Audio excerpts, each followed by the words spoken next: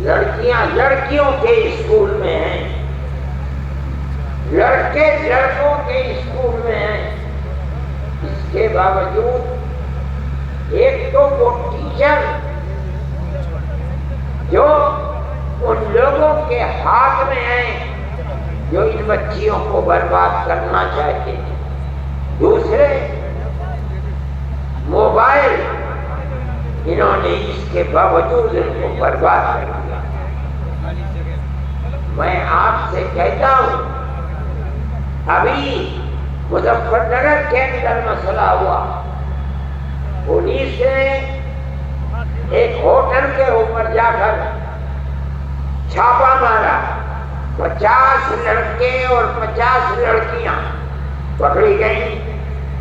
جب پردہ اٹھا ان کے اوپر سے تو تقریباً 36 یا 36 سے زائد لڑکیاں مسلمان بچیاں تھیں۔ یہ بچیاں، حیرت کی بات یہ ہے کہ اس اسکول کی پڑھنے والی تھیں جو اسکول صرف بچیوں کے لیے ہے۔ سوال پیدا ہوتا ہے کہ ان لڑکوں سے جو مسلمان لڑکے نہیں تھے، ان کا تعلق کیسے پیدا ہوا؟ اس کی دو ہی چیزیں ہیں کہ جو ٹیچر ہیں وہ مسلمان نہیں ہیں، حالانکہ ہوتے ہیں۔ دوسری چیز موبائل، اس میں تباہ کر کے رکھ دیا۔ اب ان ماں باپ کا کیا حال ہے؟ جمعیت علماء کے لوگ وہاں گئے، ہاتھ جوڑ کر کھڑے ہو گئے کہ ہم کچھ نہیں کریں گے، ہماری یہ ٹوپی تمہارے پیروں میں ہے، ہمیں برباد مت کرو۔ ان لوگوں نے مجھ سے کہا، میں نے کہا چھوڑو، جنہیں خود اپنی بربادی کے اوپر رونا آتا ہے اور انہوں نے اپنی بچیوں کے ہاتھ کو چھوڑ دیا اور یہ سمجھتے ہیں کہ موبائل اور اسکول میں پڑھنا انہیں نقصان نہیں پہنچائے گا۔ میں آپ سے کہہ رہا ہوں کہ آپ اگر اس پر قدم اور روک نہیں لگائیں گے تو آپ اپنی بچیوں کی عفت و پاکدامنی کی حفاظت نہیں کر سکتے۔ حضرت امیر شریعت صاحب میرے پاس بیٹھے ہوئے ہیں، میں یہ کہنا چاہتا ہوں اور وہ علماء ہیں، اس کے لیے پروگرام بناؤ، اپنی قوم کو راہ راست پر کس طرح لایا جا سکتا ہے، اپنی زندگی کو کھپا دو، لگا دو۔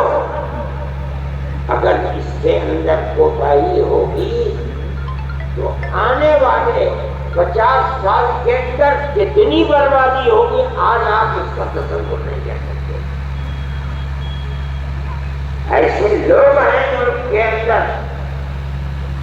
جن کا پروگرام یہی ہے کہ مسلمانوں کے گھروں کے اندر عفت و پاکدامنی کا جنازہ نکالا جائے اور وہ اس کے اوپر لگے ہوئے ہیں۔ میں ہم اس چیز کو، یہ مجمع، یہ جلسہ وہ سننے کے لیے نہیں ہے۔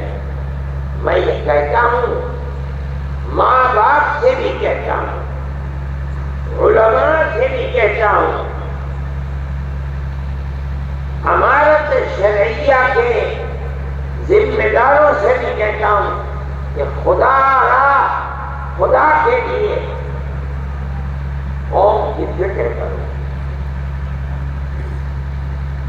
صرف اتنی بات کافی نہیں ہے، صحیح ہے، جمعیت علماء کا پروگرام ہے کہ آپ وہ اسکول جن میں 5ویں کلاس کے بعد مخلوط تعلیم ہے، آپ مخلوط ملی جلی لڑکے اور لڑکیوں کی تعلیم کو بند کریں۔